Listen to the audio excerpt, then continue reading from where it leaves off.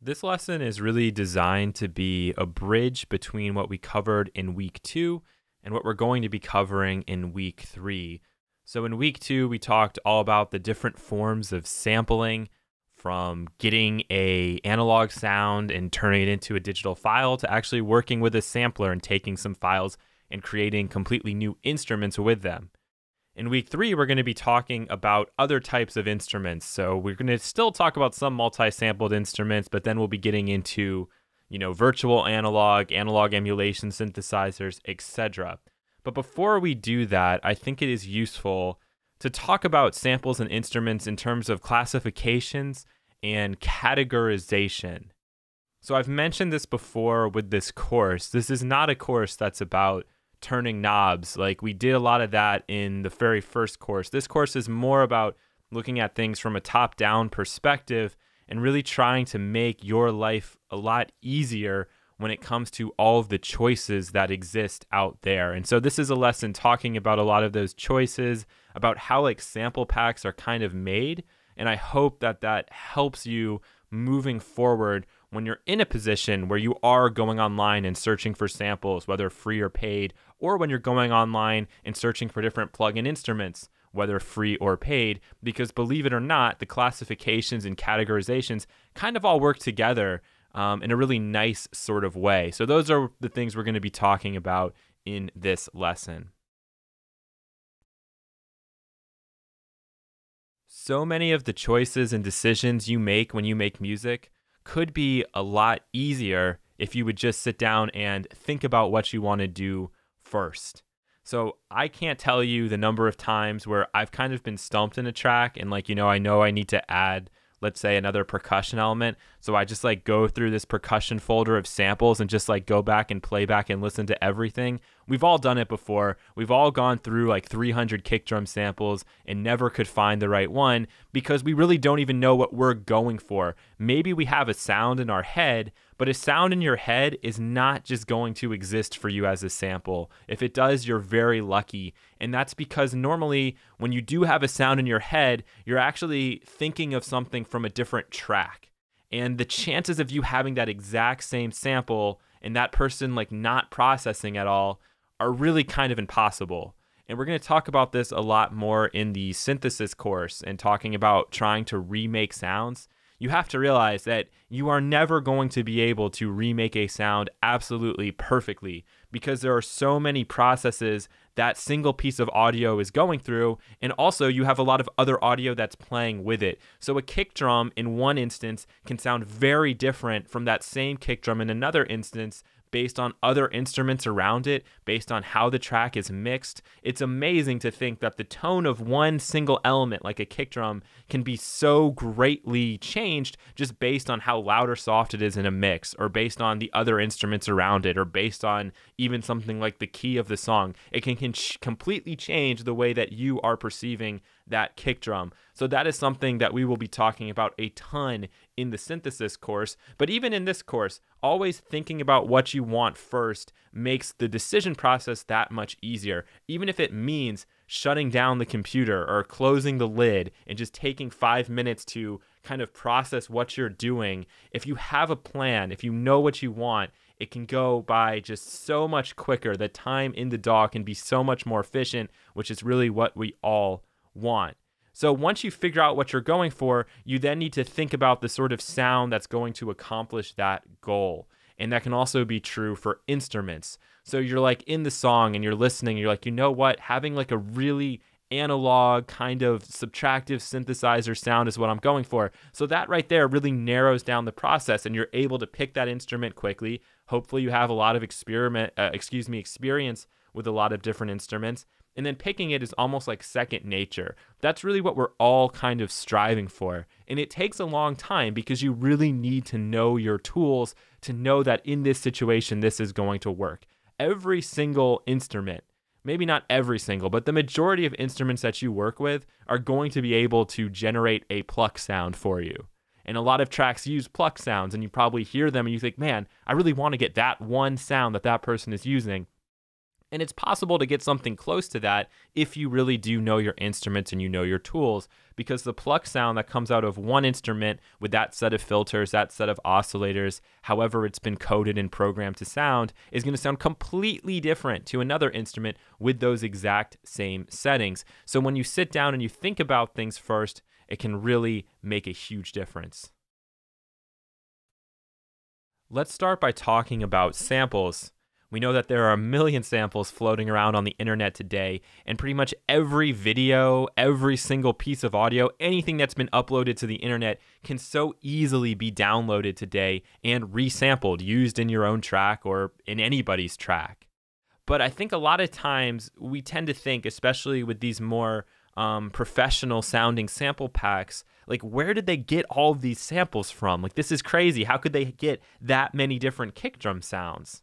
And really, it's not as complicated as you might think. And the fact that, or I should say, you could very easily get a similar sound without having to buy that sample pack. I'm not saying that sample packs, you should stay away from them. If you produce music every single day, sample packs are a saving grace, because it stops you from having to go through that process of getting like a finished sound, because you have one right there at your fingertips. But for those of you who are just sort of casual music makers, I don't know if sample packs are really going to help you that much.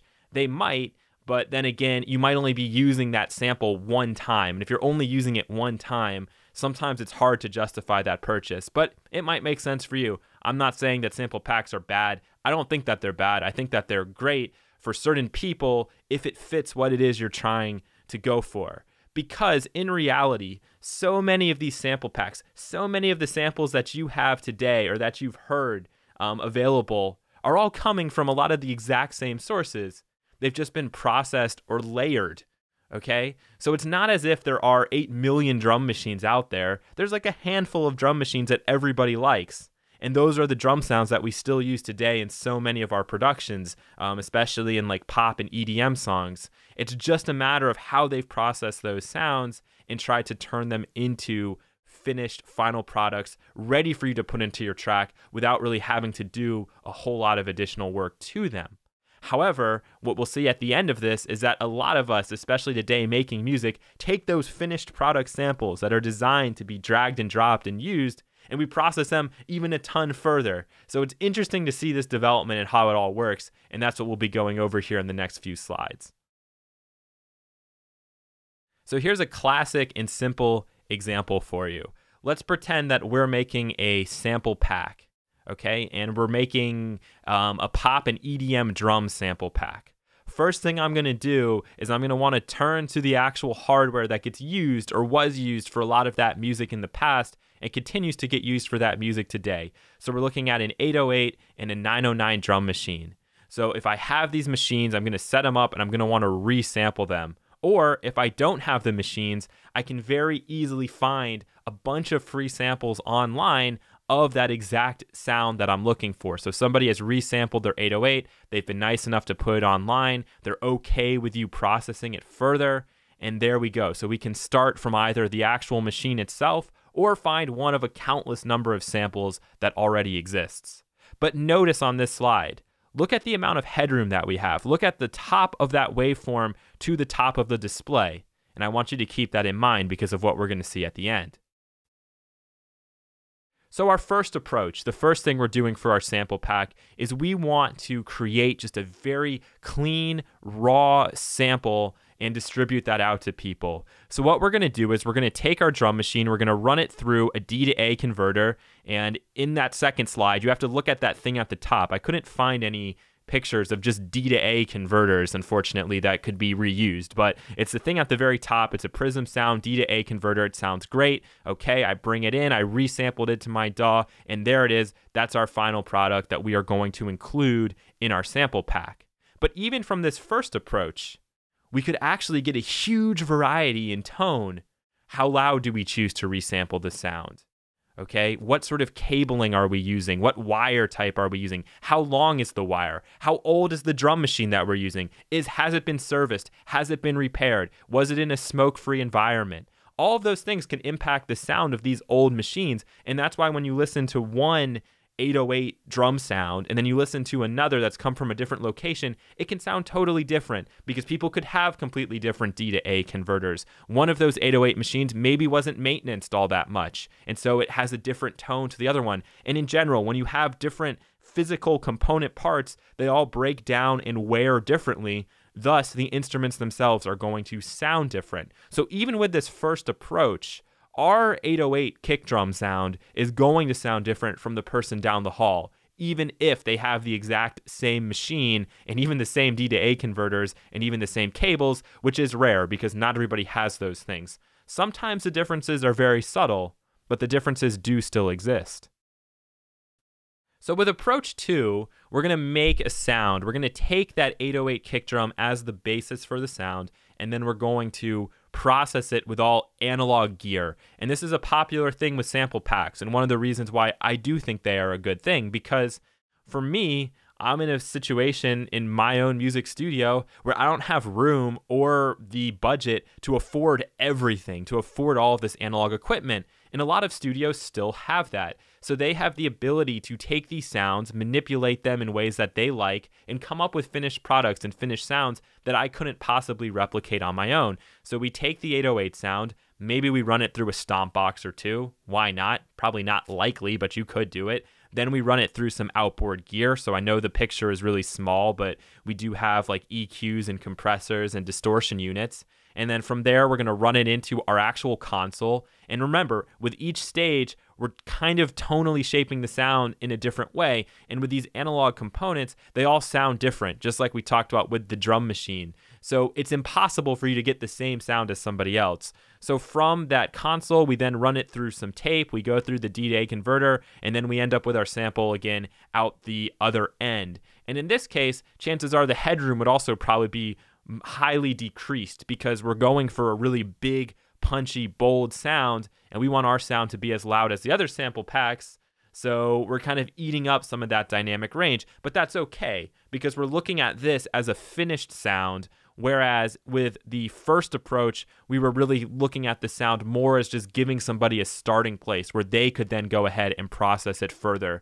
You don't see that many sample packs coming out like this anymore because people have put out drum machines just resampled for free on the web. So it's kind of rare that new sample packs are going to take this approach. A lot of sample packs take this kind of approach, and they do it because they know a lot of producers and a lot of studios just don't have the budget for all of this gear. So if they already have it, why not make something that's going to be unique? Once it becomes that digital file and it's sold in the sample pack, it's not really as unique anymore because anybody can have access to that sample, but it's just that idea of giving you something that you really couldn't get on your own or somewhere else.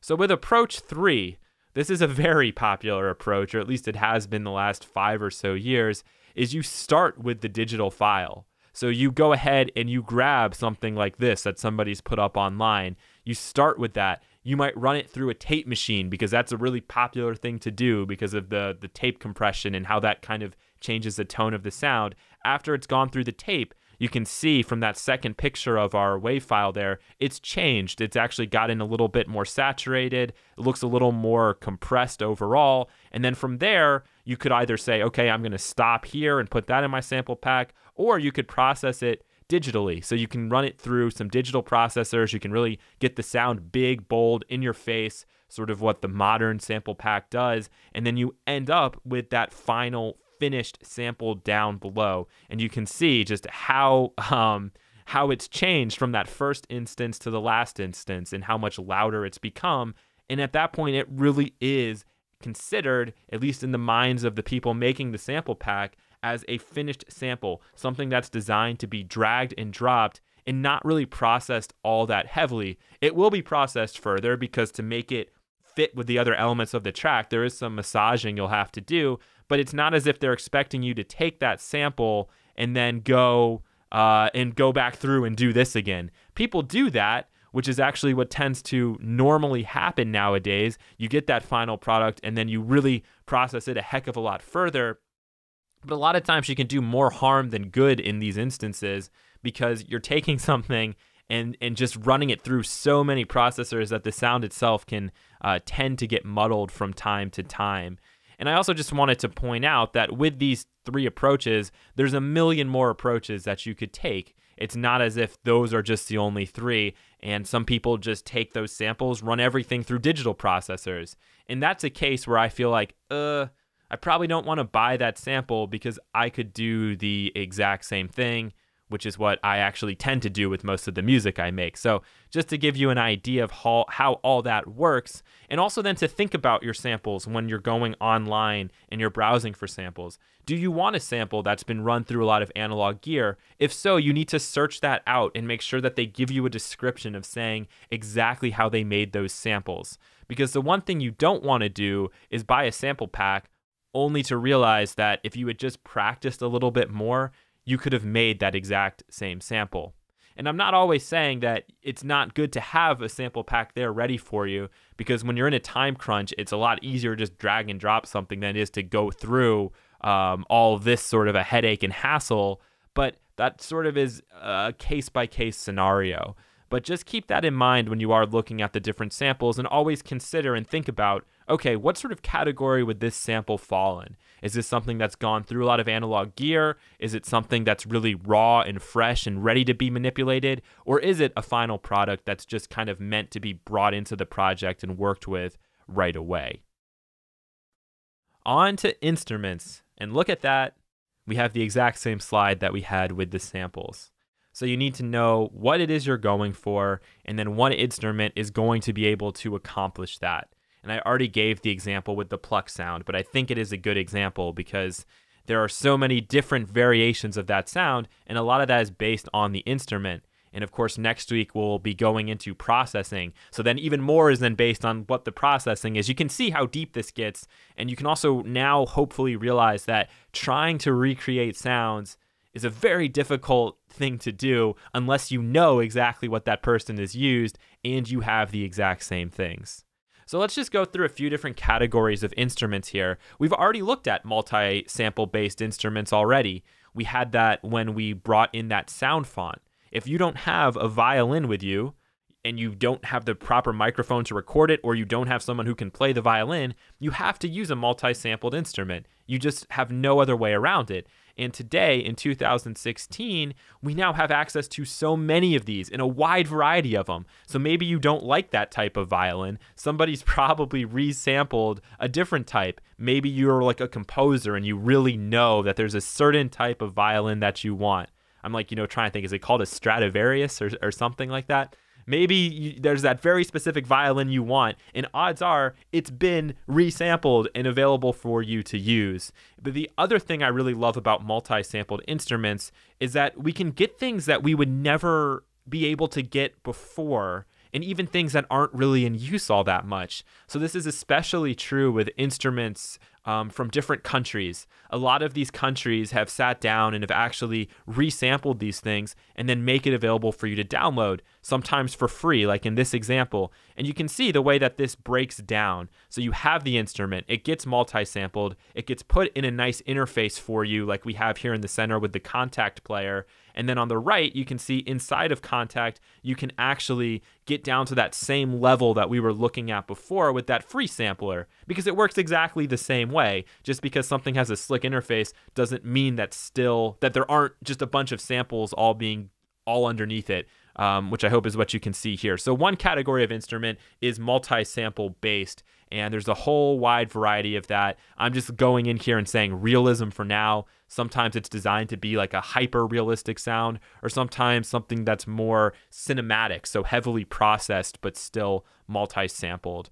But just as a category as a whole, let's use realism as the word we associate with multi-sample based instruments.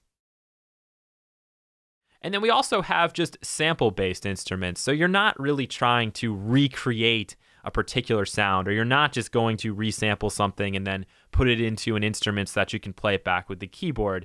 And this would be more of an example of that. You can see we have 3 samples kind of all overlapping each other at different points. And so we're layering here and creating kind of a complex instrument. And then we can change the amplitude envelope. We can adjust filters. We can add additional effects. And suddenly you started with a violin sound, but you've ended up with something completely different. So this category I call sample-based, And the word I associate here normally when I'm making a sample-based instrument is a lot of layering, and it's usually fairly experimental with what I'm trying to do. You could do the same thing with Kontakt, right? With any sampler, this is possible to do. So it's not as if we can only use 1 or 2 samplers to do this. All of them are capable of it. And so we could use either the freeware one or something that's paid. And in this case, the actual timbre of the sound, so the overall quality of it, is based on the sample that you're choosing to use, as opposed to what we're going to look at next with hardware emulations of actual like synthesizers that have been made before. So this is really realism of a different sort, because it's not necessarily realism to make it sound like a piano or to sound like a violin. Ironically, when these instruments were first released and made, the idea was to replace some of those actual physical instruments with synthesized versions. But nowadays, we have the flexibility of using the real thing or using a synthesizer, because the synthesizer generates these tones in a very unique way, and all of them do it differently. And so we have hardware emulations of actual synthesizers, and I have 2 pictures of that here. So when you're looking online for different instruments, sometimes you'll know, it'll say, this is based on, a Juno, this is based on a Mini Moog, this is based on whatever. And that lets you know that that's the particular sound. And then when you go through and do a little more research, you realize, oh my gosh, Michael Jackson was using a Mini Moog for this sound. This is going to work perfectly for what I'm trying to do. Or so-and-so was using an Oberheim synthesizer. So this is going to work perfectly for what I'm trying to do. So it's trying to be realistic, but realistic in an artificial way, because it's trying to emulate the synthesizer, which at one time was trying to emulate real instruments, didn't do a very good job of that. But now we've really fallen in love with the tones of these instruments, and so we have these hardware emulations and thus realism of a different sort. The next is a really popular category of synthesizer, things like Sylenth, things like Yuhi's Diva, things like, I'm trying to think of the really popular ones, things like Dune, things like Spire. The list goes on and on and on of virtual analog synthesizers. So the idea behind virtual analog is that you have kind of this hardware-y sound, but you're not going to pin it down specifically to that instrument. So you can see that with that Uno 62, you're really limited in what you can do, because with the hardware, you were limited with what you could actually do. With these virtual analog synthesizers, they want that sound, that quality of the hardware, but they give you a lot more flexibility and a lot more options. And even amongst virtual analog, every company perceives what that sound is as being very different. So the actual filters will sound completely different. The oscillators will sound different. The effects will kind of sound a little bit different.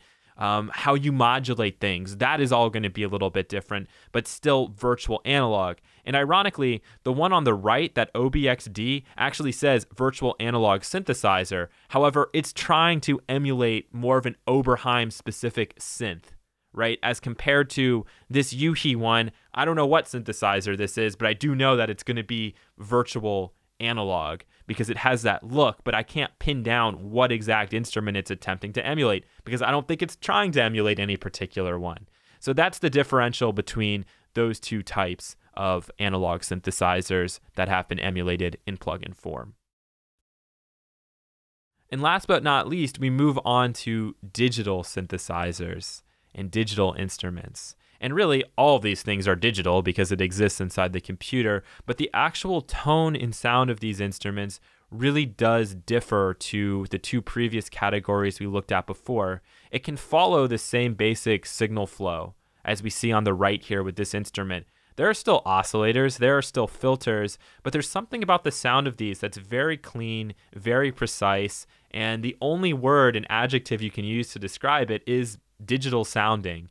So for example, of a popular one that's fairly recent, like the Serum instrument is a good example of something that it has things that are considered analog filters. It has some of that topology to it, but the sound quality of it just really isn't virtual analog, and it's not emulating any kind of hardware. So I'd really put that in kind of a digital category because of the tone. And this is important because when you're trying to pick what instrument is going to work for your track, You need to think about these things. Just because you can make a pluck sound in Serum and you can make a pluck sound inside of Sylenth doesn't mean that those two are going to be equals in the tone that comes out.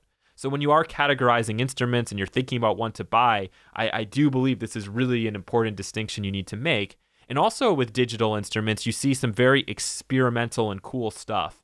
And this is all still moving forward and evolving and getting crazier and crazier by the day. Although most instruments are still going to have some kind of filter, some kind of ADSR envelope, the actual way of generating the sound might be a lot more unique. What we see on the left is something that has like a granular player, which is going to give you the sound. And then it actually has these physical modeling capabilities that you can manipulate the sound further with. So you see there's like a resonator and a body. That's like a physical modeling term. And it's just absolutely nuts what you can do and the sort of sound you can come up with these instruments. But I would still put these in more of a digital category because they're not really looking to emulate anything that's existed before. They're really designed to give you brand new timbres and brand new textures. So that's going to do it for this presentation. Leave the image sources up there for a little bit. Like always, if you have any questions about categorization, why I've kind of made these certain distinctions, or for more clarification, please don't hesitate to let me know.